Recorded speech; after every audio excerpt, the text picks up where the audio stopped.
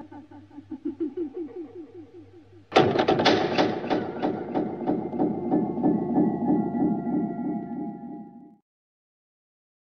Wine brings you Basil Rathbone and Nigel Bruce in the new adventures of Sherlock Holmes.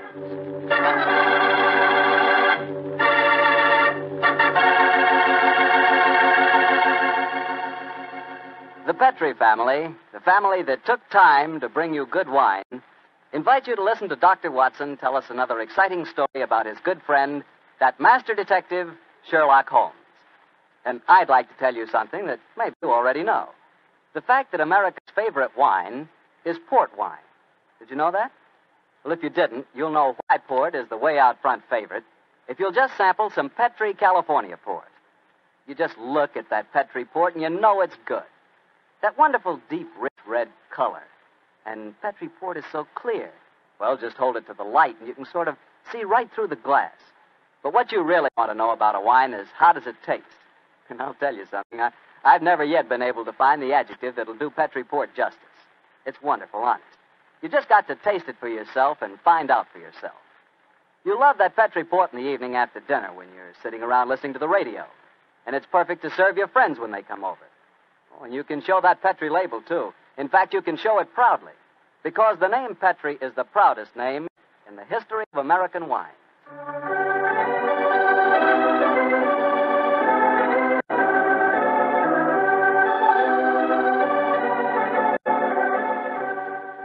And now I'm sure our old friend Dr. Watson's ready for us, so let's go in and join him.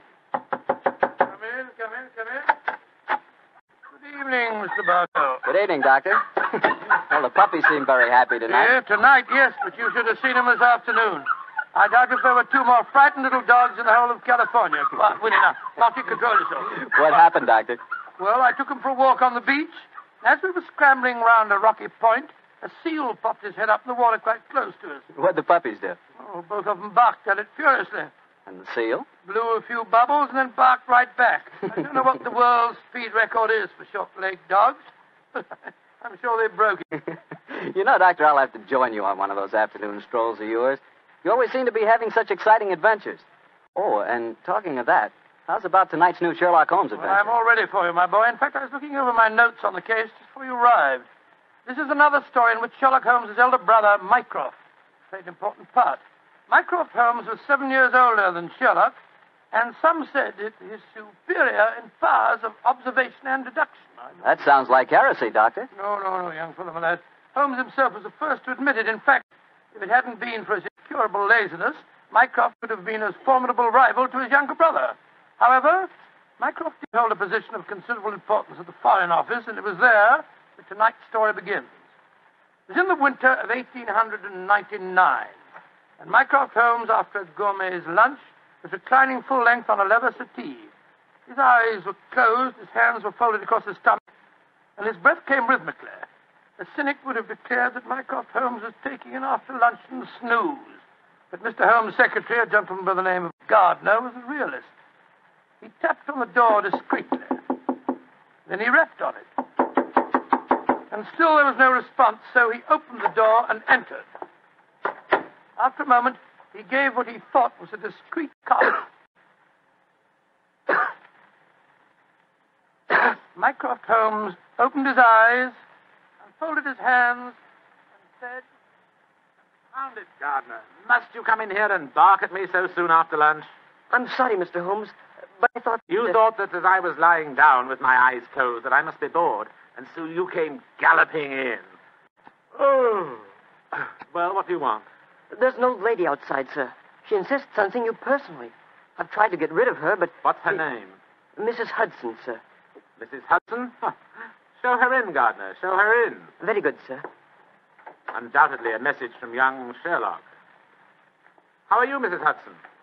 Oh, good day, Mr. Holmes. I'm sorry to interrupt you, but I won't take up much of your time. Sit down, won't you? Don't leave us, Gardner. I may need you in a few minutes. Very good, sir. Now, Mrs. Hudson, what's the message? Message, sir? Didn't my brother send you with some message that he was afraid to entrust to the ordinary channels? He's always so confoundedly dramatic. Oh, bless your heart. No, sir. I've come to you with a little problem of my own. I didn't like to bother Mr. Sherlock Holmes with it, He's been so busy lately, and he's looking very tired. And so you came to me. Delightful. I thought you wouldn't mind, sir. You've always been so nice and friendly to me. Pure laziness. It is less effort to keep an old friend than to make a new enemy. But tell me your problem. Well, it's really my sister's problem, sir. She keeps a boarding house at 14 Kensington Gardens Square in Bayswater.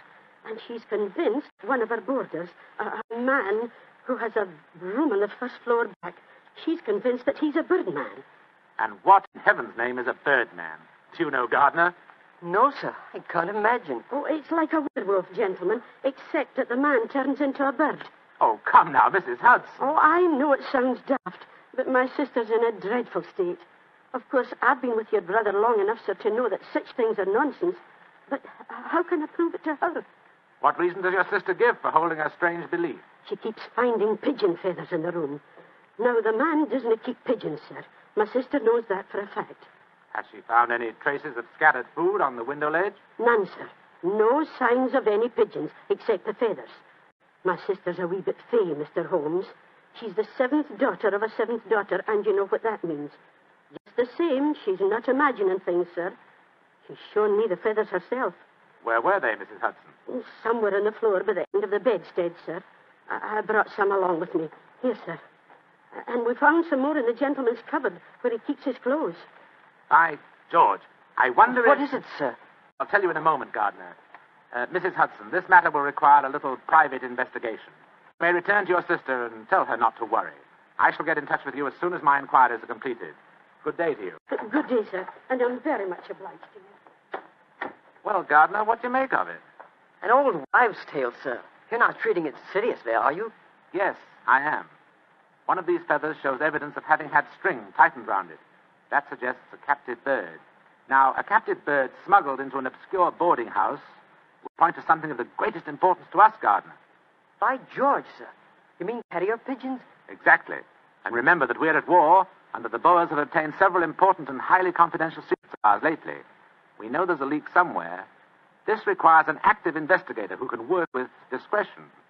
Now, I could work with discretion, but I don't feel too active at the moment. I have it. I want you to write this letter to my brother. Disguise your hand, use plain, cheap notepaper, and don't sign the letter. He won't be able to resist that combination. Are you ready, Gardner? Yes, sir. Very well, then. My dear Mr. Sherlock Holmes, we know of your proposed investigation of the tenant in the first floor back at 14 Kensington Gardens Square. We warn you, as you value your life, keep away from the...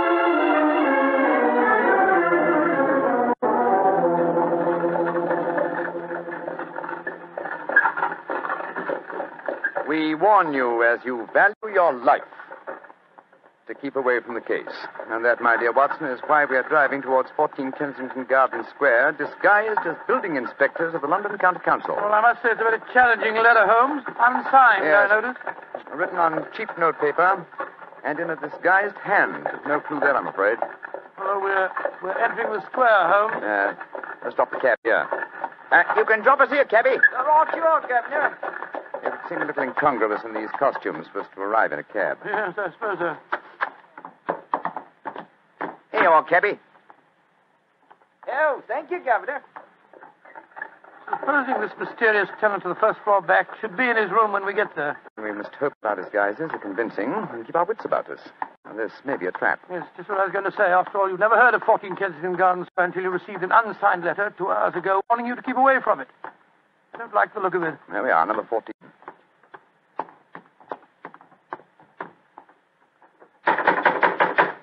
I suggest that you let me do most of the talking. Good Lord, yes. My Cockney accent doesn't compare with yours. Who do you want to see? We're from the London County Council, we are. We've had complaints about a leaky gas jet in the first floor back. Oh, that's Mr. Green's room. He ain't home. That don't matter, my dear. We'll go up and take a look. Come on, Bertie. Right, you are, Alfie. Want me to show you the way? The missus is out shopping. No, thanks, dearie. Me and Bertie can't get lost, can we, Bertie? No, of course we can't. Of course we can't. Oh, look at him laughing. Come on, Bertie. Oh, I do like to be beside the seaside. Oh, I do like to be beside the sea. Pilly-um-pa-pum-pum, pilly-um-pa-pum-pa-pum. Nice house, Bertie, ain't it? Yes, Elf. Nice as can be, this house. Oh, I do like to be beside the same side there. I do like to be beside us. Here we are. First full back. Better make sure the bloke ain't home. Oh, I do like to be beside he ain't home, Alfie. Oh? No, well, all right, let's go in. Oh. So this is the mysterious room, eh? Well, it looks perfectly ordinary, doesn't it? Yes, a pressing example of the squalor of boarding house life. Hello. What's this on the bedspread? Feathers. Must have come out of the pillow. No. These are pigeon's feathers, old chap. And look here, Watson. Attached to the bed rail. Yeah, that's only a piece of string. String, yes, but with a small metal ring on the end. A ring such as is used to place around a homing pigeon's leg. But why should someone keep carrier pigeons in an obscure boarding house like this? Yes, why indeed, why indeed?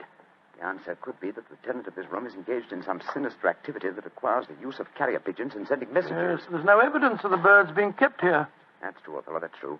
Possibly the owner of this room is given a pigeon by one of his superiors, brings it here, affixes his message, and releases the bird. But why couldn't he just take the message to where they keep the birds? Well, in that way, he would run the risk of being picked up with dangerous and incriminating messages on him. What kind of skullduggery involves the use of carrier pigeons, you suppose? We're at war with the Boers in South Africa, Watson. What could be more logical than that a spy in their pay should be using this method to smuggle important information out of the country? By Jove, yes, Holmes. I wouldn't mind being the... Somebody coming. Look out. Who are you? What the devil do you think you're doing in my room? Well, my name's Bertram, and I come here to look at your gas pipes. Don't lie to me. Who are you? It's like I say, Governor, my name's Bertram, and I come from the London County Council. Very well, then. If you won't tell me the truth, perhaps this revolver will make you change your Look mind. here, Governor, look here, Governor. Grab his revolver, Watson. Yes, right. Holmes, where were you? I slipped behind the doors. This gentleman opened it. Yeah, me, sir. Your overcoat coat seems extraordinarily well filled with chest, doesn't it? Why not slip it off? Yeah. It's a bit warm in here. Let me alone. Joe, you were right, Holmes. He had a pigeon under his coat. Yes. See if you can catch the bird, will you, old chap? All right, here. Come on, Pidgey. Pidgey, come on, little fella. Come along, Pidgey. There he comes. That's it. Look at the little fella. Snuggled up on my arm. Friendly little fellow, isn't he? Yes, Look out, Watson. The gentleman's revolver. He's Yes, going after and it. when I get it, I'll... A beautiful uppercut, Holmes. I'm afraid he'll be unable to talk to us for some time. How fortunate he told us where the message was hidden before we indulged in this little set, What do you mean? He didn't say anything about a message? No, not verbally, but I was watching his reflection in the mirror as he entered the room. His eyes first glanced at this top drawer on the dresser here to see if we touched it. It was obviously the most important spot in the room. Let's see. Here we are. A message already rolled up and in its container. Oh? What does it say, Holmes? It's in code, which is not surprising, but I don't think it will be very difficult to decipher. Yes, and when you've done that? Then, my dear fellow, I shall compose a code message of my own and persuade this pigeon to lead us to its master.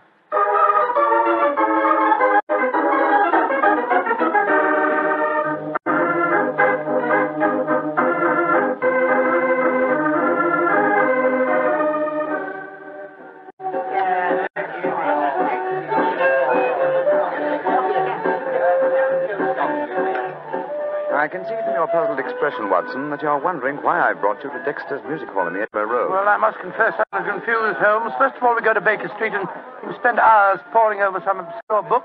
Then you write out a message, attach it to a pigeon, and let it loose.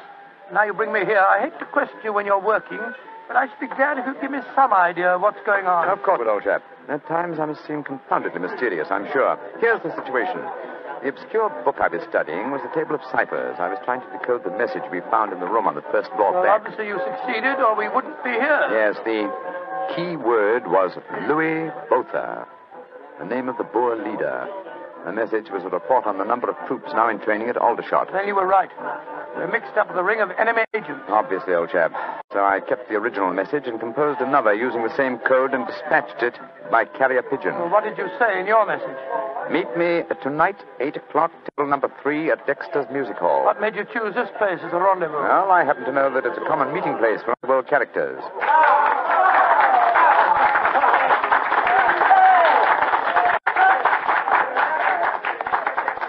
And which is table number 3? The one over there in the corner. I reserved it. Then why don't we go and sit down there instead of standing it here at the back of it? I thought we'd give our visitor the opportunity of showing his hand first. He won't be expecting Sherlock Holmes and Dr. Watson, I fancy.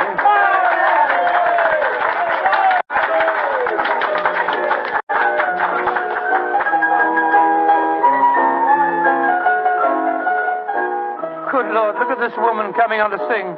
You ever see so many feathers? I'm not allowed to have a bow, except upon the line. So yesterday he came and took me walking through the line. Holmes, look. A man just sitting down at table number 3. Watson, will it knock? It's Sid Trimble.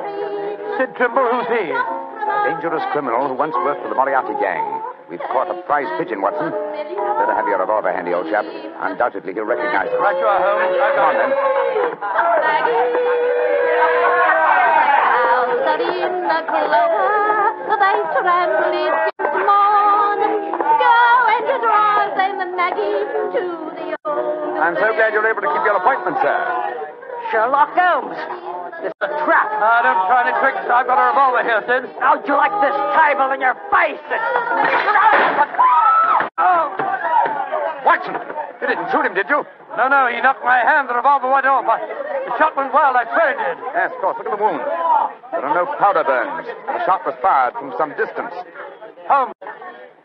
Holmes, he's dead. Out of the way! Out of the way, please. Now then, what's going on here? Constable, this man has been killed. Yes, and it's easy to see who did it. Well, I didn't do it, Constable, if that's what you're thinking. No? Then why are you standing here with a smoking revolver in your hand? Come on, you're under arrest. But you can't arrest me. I'm Dr. Watson, and this is Mr. Sherlock Holmes. I don't care if you're the King of Siam and the Bishop of London himself. You're under arrest, and I'm taking you both to Scotland Yard.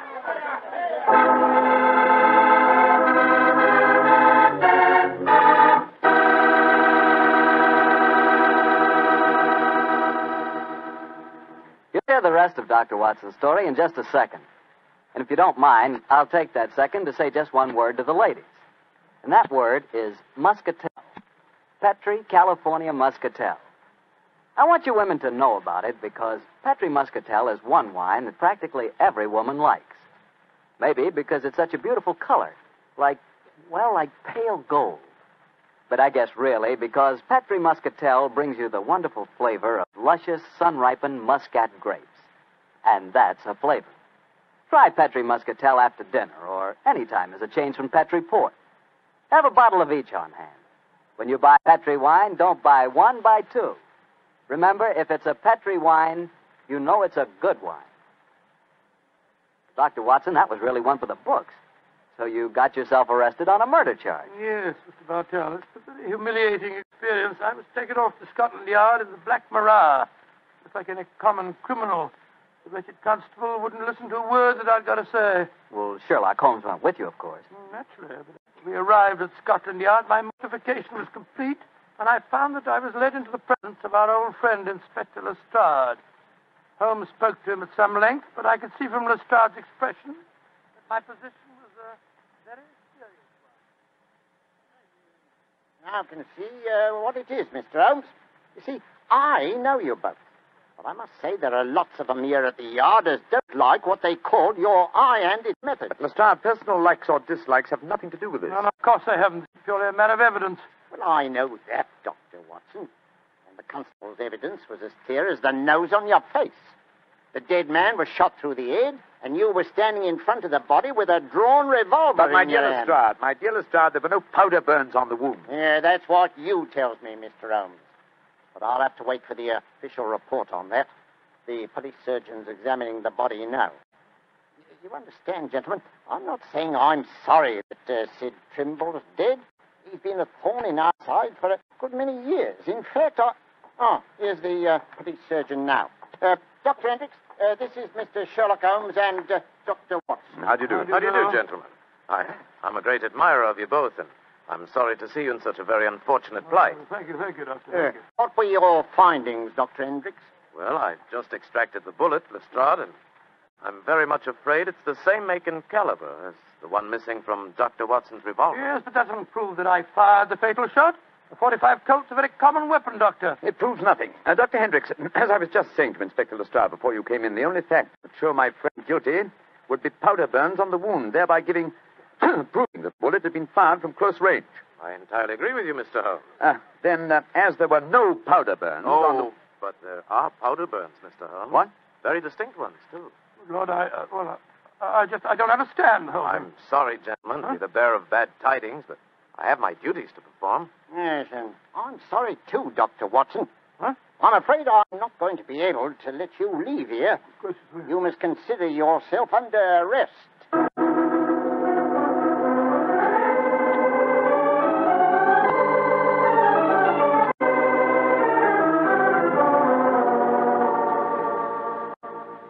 Holmes, I never felt more despondent in my life. Oh, cheer up, old chap. Well, how can I? Locked up in a prisoner's cell. Looks as if I might end up at the gallows. Don't worry, Watson. You'll be out of here before the night is over. I promise you that. I wish I felt as confident as you do. How do you propose to do it? Oh, with the aid of a little hard thinking. Thinking? That won't unlock any cell doors, thinking. But it will, old fellow. It's obvious someone's deliberately trying to incriminate us.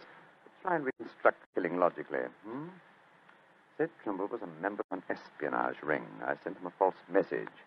After he'd left to keep the appointment, one of his colleagues trailed him to the music hall and killed him before he could betray anything to us. Yes, that's undoubtedly the way it happened. The powder burns, Holmes. How do you account for them? There were none just after the shot was fired. We know that. And yet Dr. Hendricks assures us that there are very distinct powder burns now. May we come in, gentlemen? Yes, of course you can, Dr. Hendricks. Oh, hello, Lestrade. Yes, I thought we'd come and chat with you, Doctor. Well, that's very nice of you, gentlemen. Yeah, not a bit of it, Doctor. You know, it hurts me to see you in here, and that's a fact. And I can't bear to see a fellow medico in such plight without coming in to see what I can do to help, Watson. Yeah. You're very quiet, Mr. Holmes. Am I, Lestrade? I was thinking. You see, what, old chap? Have it. You have what? The answer. You'll sleep in Baker Street tonight after all. Mr. Holmes, what are you talking about? The murder of Sid Trimble. The incriminating powder burns were obviously faked. Watson and I know that, whether you and Dr. Hendricks believe it or not. The question is, how were they faked? I think I have the answer. Dr. Hendricks. Yes, Mr. Holmes? If a blank cartridge were fired at the wound after death, it would produce powder burns, wouldn't it? Undoubtedly. Yeah, but who could have done that, Mr. Holmes? Ah, that's the point, Lestrade. Who had the opportunity? The constable who brought the body here. True, old chap. Huh? Also, you, Dr. Hendricks. That's perfectly true. Yeah. Well, I had the opportunity too, Mr. Holmes. I spent half an hour in the morgue alone with the body when it first come in. Well, you've narrowed it down to 3 suspects, Holmes.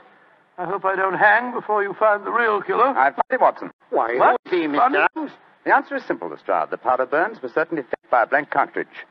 Now, if a blank cartridge were fired into a wound, the wadding would have penetrated and distorted the wound. Yes, but supposing the person had removed the wadding from the blank, Mr. Holmes. Its effect would still be quite apparent to the police surgeon who removed the bullet.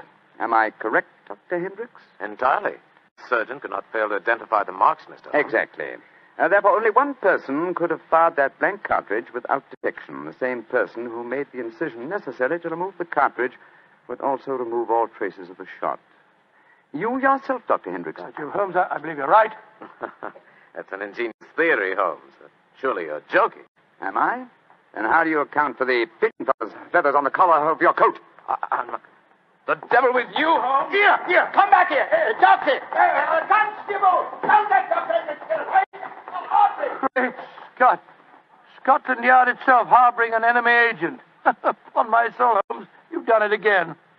I must say you've got sharp eyes. I didn't see those pigeon feathers on Hendricks' collar. Confidentially, my dear fellow, neither did I. But Hendricks' guilty conscience knew they might be there. It was a shot in the dark, and I had to take it. If you'd spent the night in a prison cell, I should never have heard the end of it, I'm sure. Never.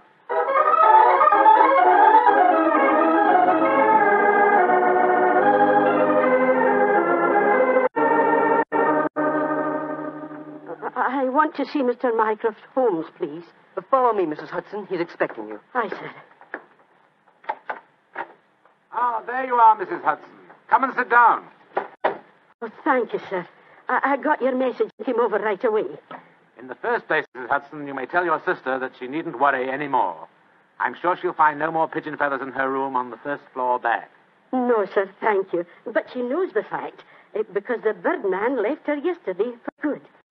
Some strange men came and took him away, And today he's let the room to a nice young commercial traveler. I'm really sorry to have bothered you with her troubles, sir. I'm very glad you did, Mrs. Hudson. Thanks to your information, an enemy espionage ring has been broken, and the British government is deeply grateful to you. You're always one for a joke, aren't you, Mr. Holmes? Well, I'm glad you're not angry with me. I'll be going now, sir. Just one more favor I'll ask before I go, though. Anything, Mrs. Hudson. What is it? Please don't tell your brother about this, sir. He'd be so angry with me for wasting your time.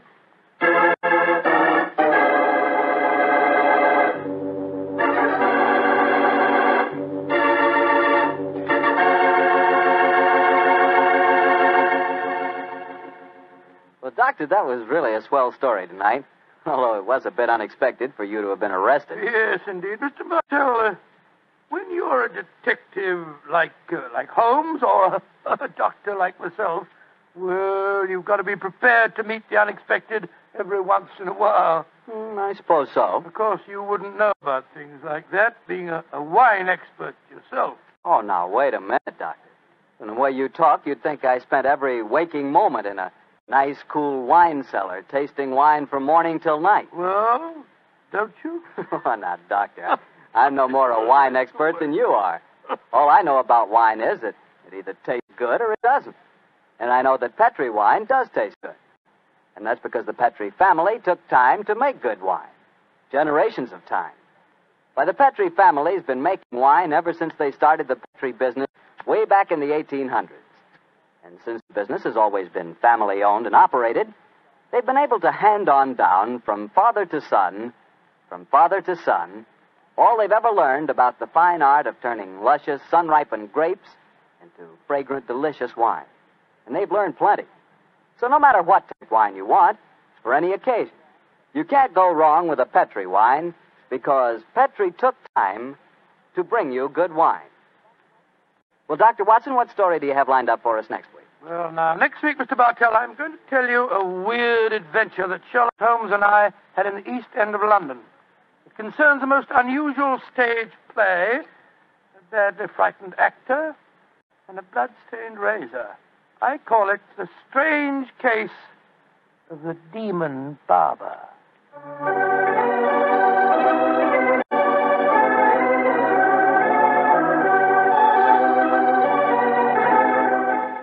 Tonight's Sherlock Holmes adventure was written by Dennis Green and Anthony Boucher and was suggested by an incident in the Sir Arthur Conan Doyle story, The Greek Interpreter. Music is by Dean Fossler. Mr. Rathbone appears through the courtesy of Metro-Goldwyn-Mayer, and Mr. Bruce through the courtesy of Universal Pictures, where they are now starring in the Sherlock Holmes series.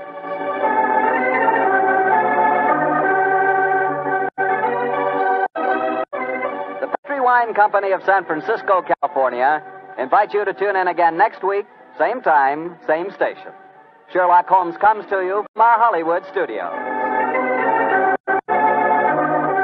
This is Harry Bartell saying goodnight for the Petri family.